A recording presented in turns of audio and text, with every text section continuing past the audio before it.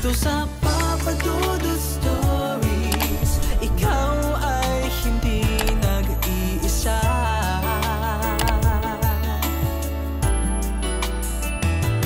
Dito sa Papa Dudut Stories, may nagmamahal sa'yo. Papa Dudut Stories. Papa Dudut Stories. Sa lahat po ng mga nakatutok ngayon, huwag pong kalimutan mag-like, mag-share at mag-subscribe. Maraming salamat po sa inyong lahat.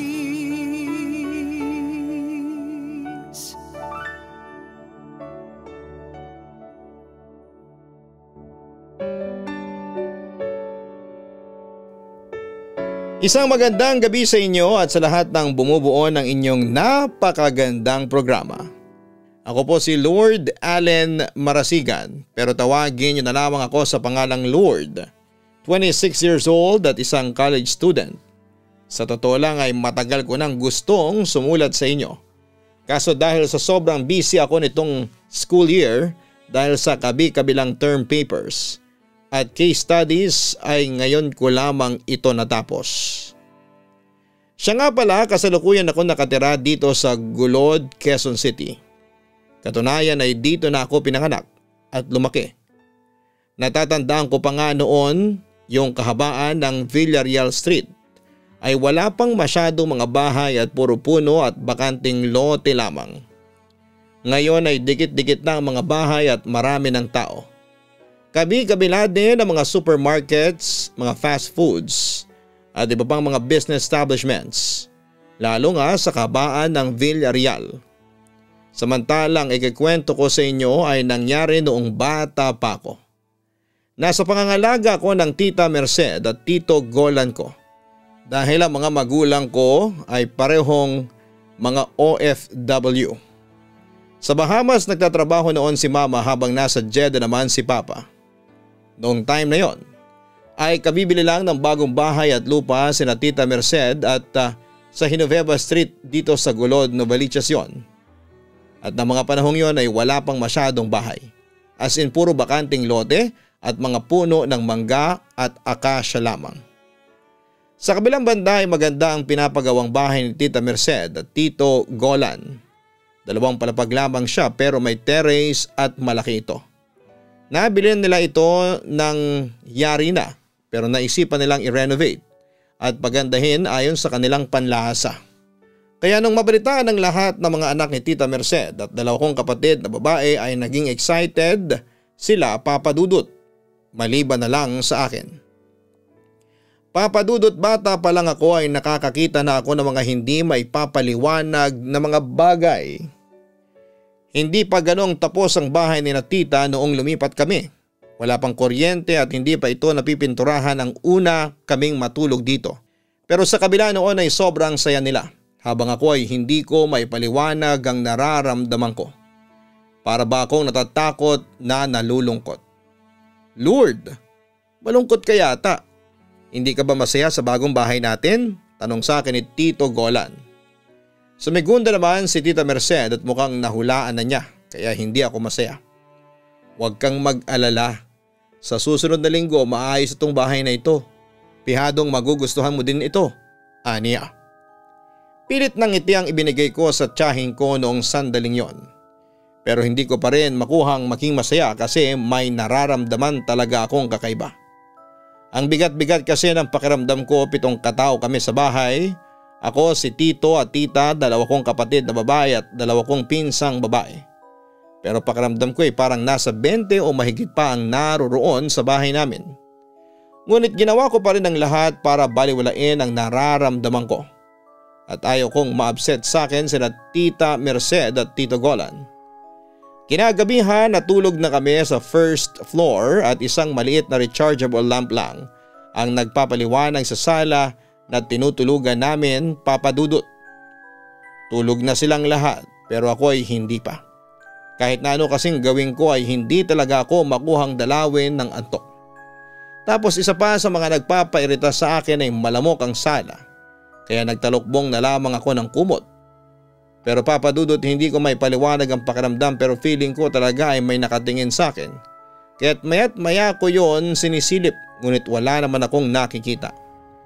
Kaya naman sa kagustuhan kong matulog ay nagdasal ako ng Lord's Prayer at Angel of God. Maya-maya ay nakatulog na rin ako nang hindi ko namamalayan. Papa Dudut, nagpatuloy ang mga kakaibang nararamdaman ko sa bahay na yon.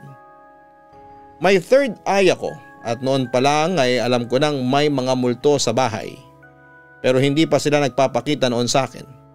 Bagamat madalas silang nagpaparamdam sa akin sa pamamagitan ng ibang senses ko tulad ng mga paglalakad sa second floor habang natutulog kaming lahat sa first floor.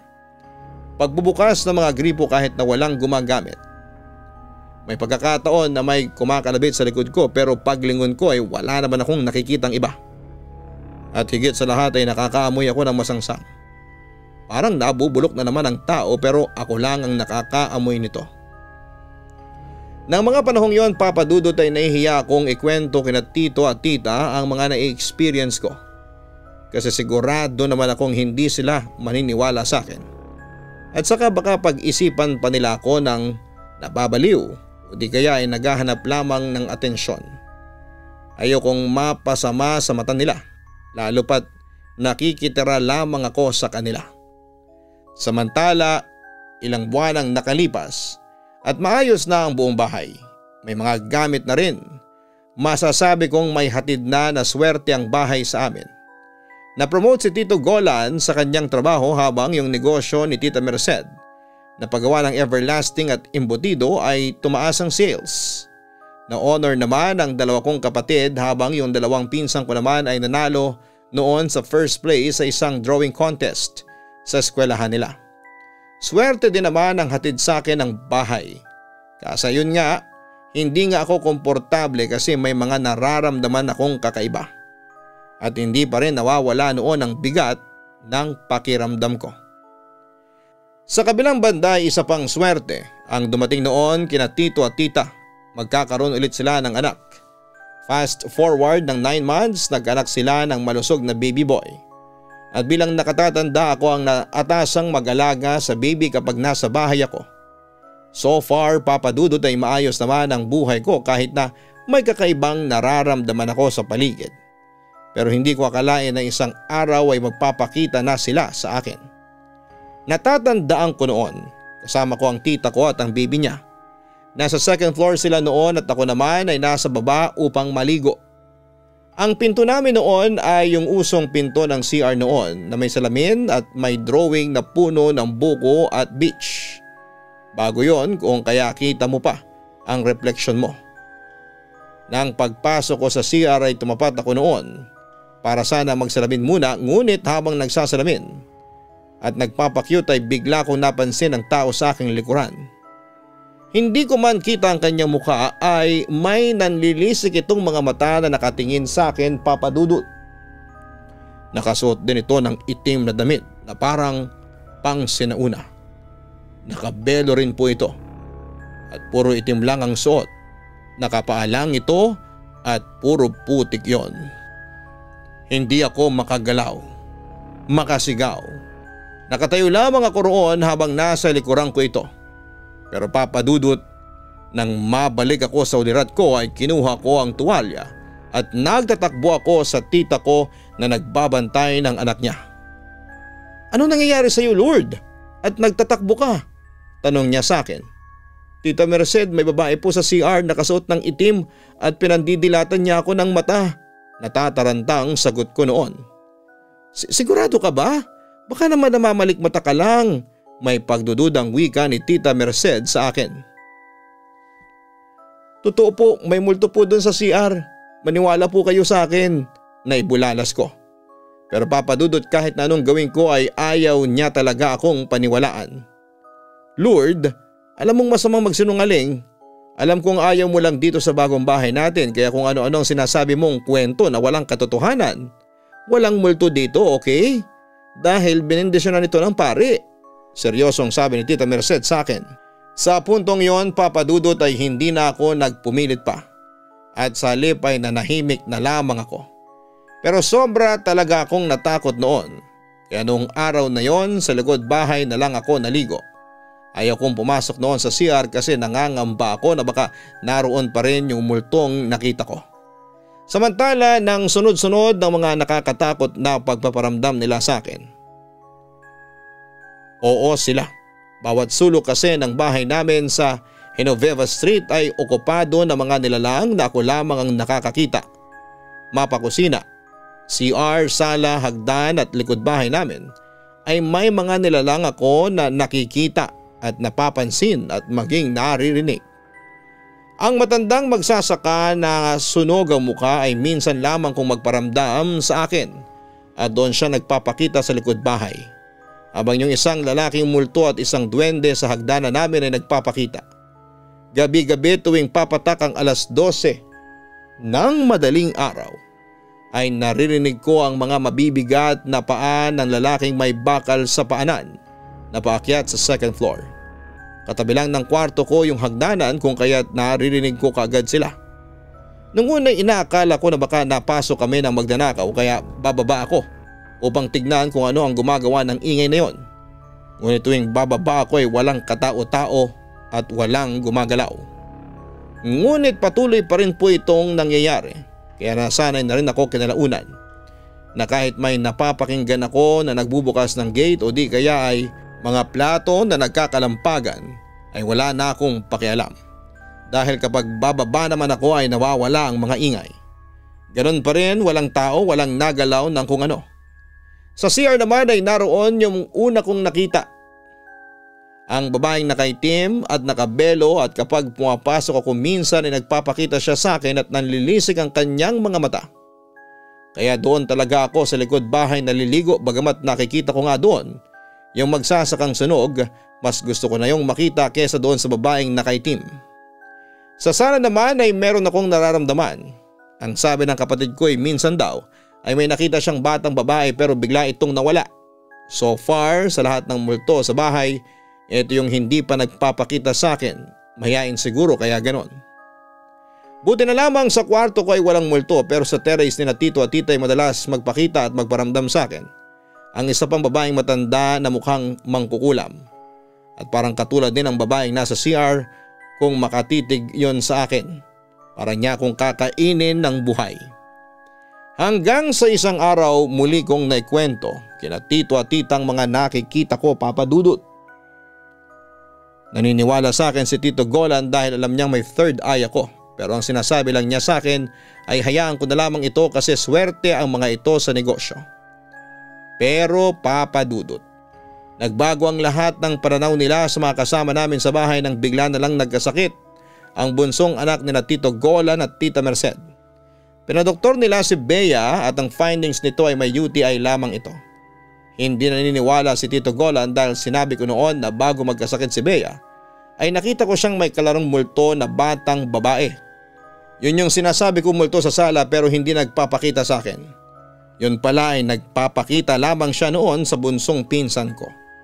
Nakakutob na ng masama noon si Tito Golan kaya pinaalbularyo niya ang anak niya. At doon nga ay sinabi ng albularyo na maraming nilalang sa bahay na tinitirhan namin sa Genoveva Street. At yung batang multo ay gustong kunin si Bea para may kalaro ito. Agad namang nagbigay ng pangontra ang albularyo kay Bea pero ang pinagtataka ko, mukha itong hindi effective kasi lalong lumala ang sakit ni Bea at nagsimula na rin po itong mag-hallucinate. Hanggang sa kinagabihan pagkatapos dalhin sa albularyo ay bigla na lamang itong nangisay at nawala ng malay. Kaya muling dinala namin ito sa albularyo pero habang sinasakay si Bea, nakita ko, Papa Dudut, na sumabay sa amin ang multo ng batang babae. Nagpaiwan ako noon kasi sobra akong natakot. Hindi ko naman yon masabi kina tito at tita kasi natataranta na sila anong mga sandaling yon. Hanggang sa bumalik sila pagkaraan ng 4 na oras, pagbalik ay nakahinga ko ng maluwag kasi nagkamalay na ulit si Bea. Tumingin ako sa sasakyan nila pero wala na doon yung batang multo. Habang inaasikaso ni Tita Merced ang kanyang anak, kinausap naman ako ni Tito Golan. Lord, bakit hindi ka sumama sa amin kanina? Napansin ko rin na nanlaki ang mga mata mo. May nakita ka ba kanina? Tanong nito sa akin. First time ko pong makita yung batang multo na gustong kumuha kay Bea. Nakita ko pong sumabay po siya sa inyo. Natatakot po ako kaya hindi po ako sumama. Sagot ko naman sa kanya. Sana sinabi mo sa akin para alam namin. Teka, nung pag-uwi ba namin nakita mo pa yung bata? Tanong pa ni Tito Golan sa akin. Hindi na po, pero nararamdaman ko pong narinito pa rin siya. Sagot ko naman. Mamayang kaunti ay pinuntahan na namin si Bea. Tapos na siyang pakainin at bihisan ni Tita Merced. Ngumiti sa amin ang pinsan ko at may tinuro siya sa aking likuran. Kuya Lord, alam mo ba, gusto kang isama ni Dalagingging, wika nito. Kinabahan naman ako at hindi ako makagalaw sa aking kinatatayuan dahil ng mga sandaling yon ay nararamdaman kong may kung ano sa likuran ko. Tumaas na rin ang balahibo ko sa bato kasi ramdam na ramdam ko yung kakaibang lamig na parang humahawak sa bato ko. Sinong Dalagingging? Usisa ni Tito Golan. Yung batang babae po na friend ko. Pinagbibintangan niyo po siya na gusto niya akong kunin. Ang totoo po niyan, wala po siyang balak na kunin ako. Si Kuya Lord ang gusto nilang kunin. Inosenteng sagot ni Bea sa amin. Nagtingin na naman ang mag-asawa habang ako ay nanatili lamang nakatayo at nanginginig. Kuya Lord, ang sabi sa akin ni Dalagingging, gusto kang maging asawa nung babaeng nakaitim dun sa CR natin. Kukunin ka raw po nila bago matapos ang buwan. Dagdag pa ni Bea. Sa puntong yon ay napaiyak na ako. Hindi ko alam ang sasabihin ko ng mga sandaling yon. Una sa lahat ay bata pa ako noon.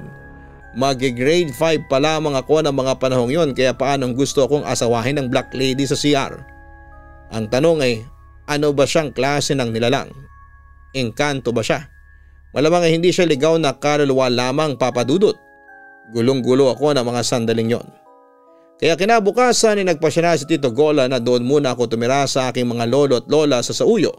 Kasi kung mananatili ako doon sa bahay nila sa Genoveva Street, Gulod, Quezon City ay baka mapahamak lamang ako.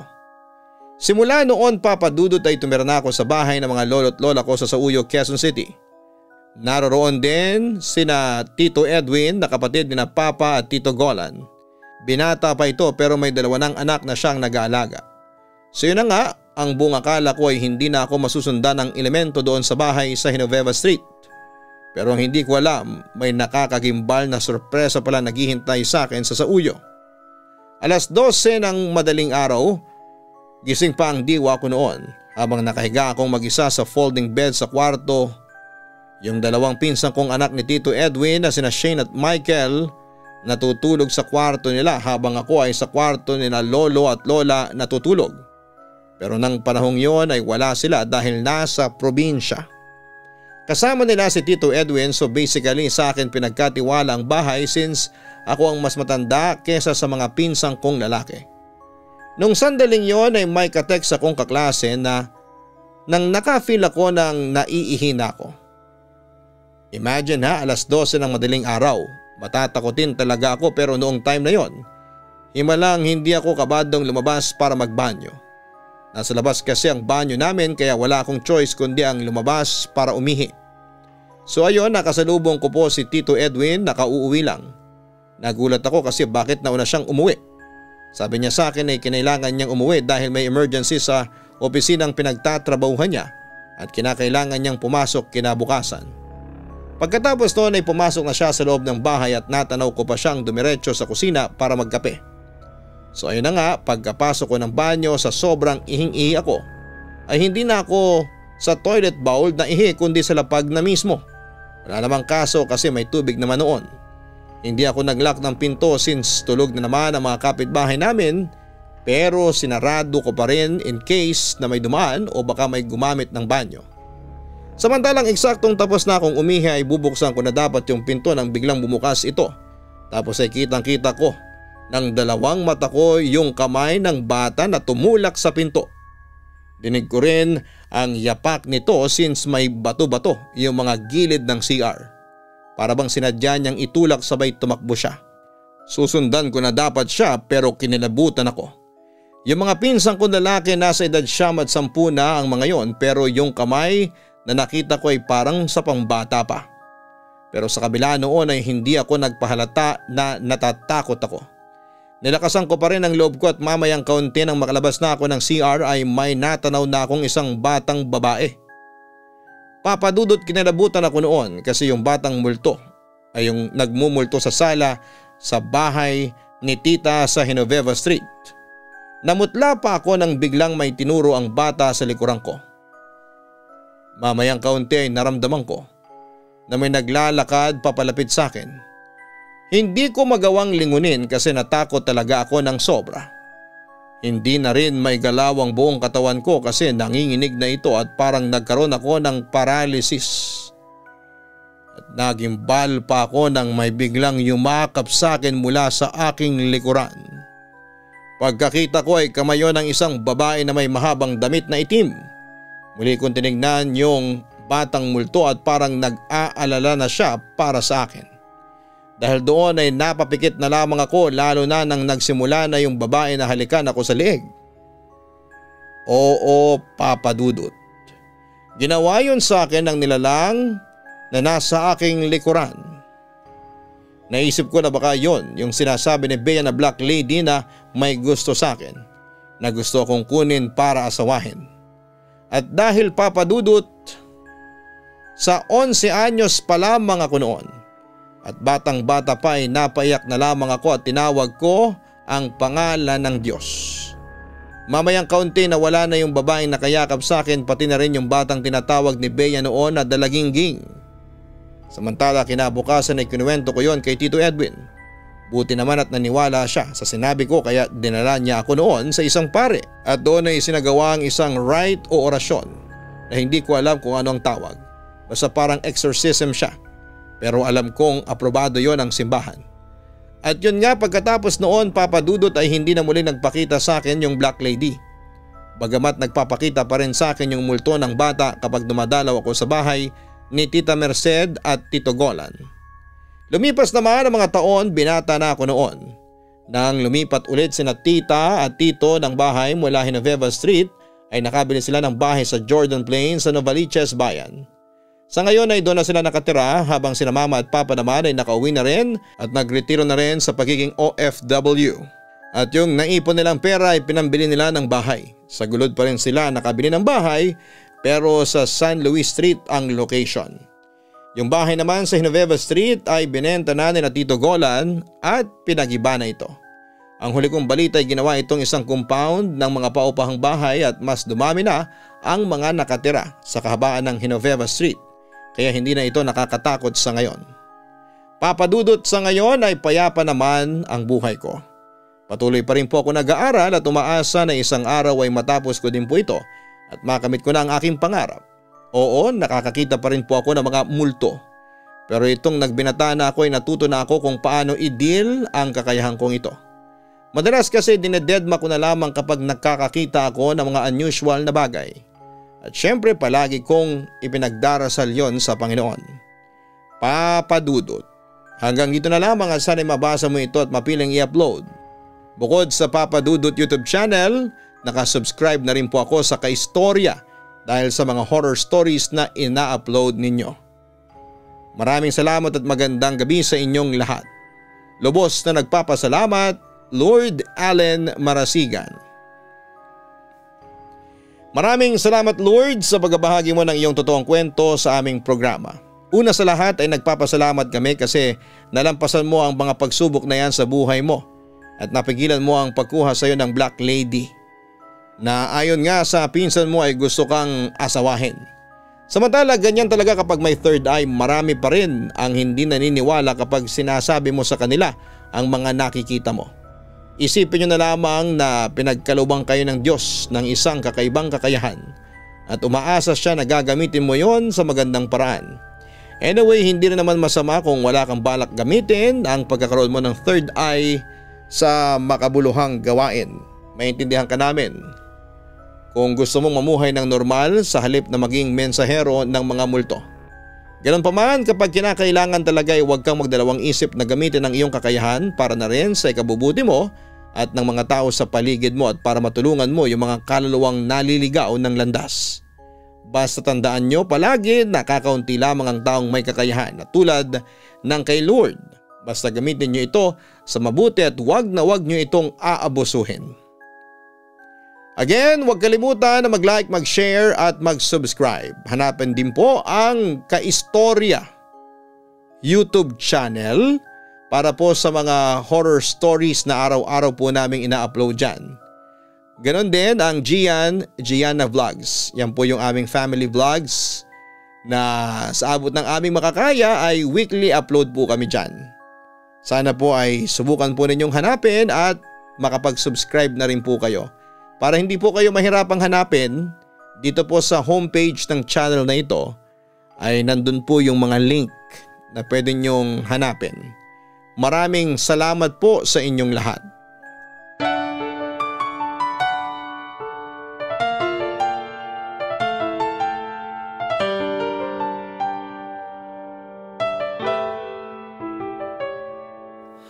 Ang buhay ay mahiwaga,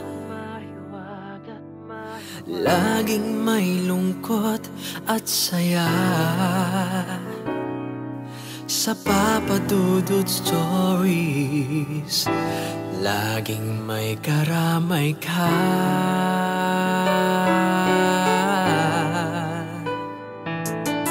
Mga problemang kay bigat, dito ay pakikinggan ka. Sa Papa Dudut Stories, kami ay iyong kasama.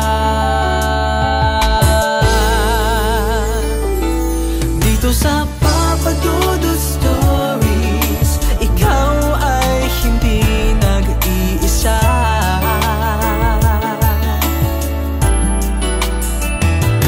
Dito sa Papa Dudut Stories, may nagmamahal sa'yo. Papa Dudut Stories, Papa Dudut Stories,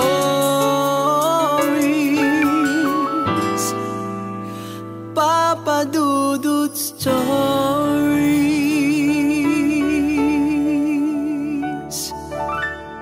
Hello mga ka-online, ako po ang inyong si Papa Dudut. Huwag kalimutan na mag-like, mag-share at mag-subscribe. Pindutin ang notification bell para mas maraming video ang mapanood ninyo. Maraming salamat po sa inyong walang sawang pagtitiwala.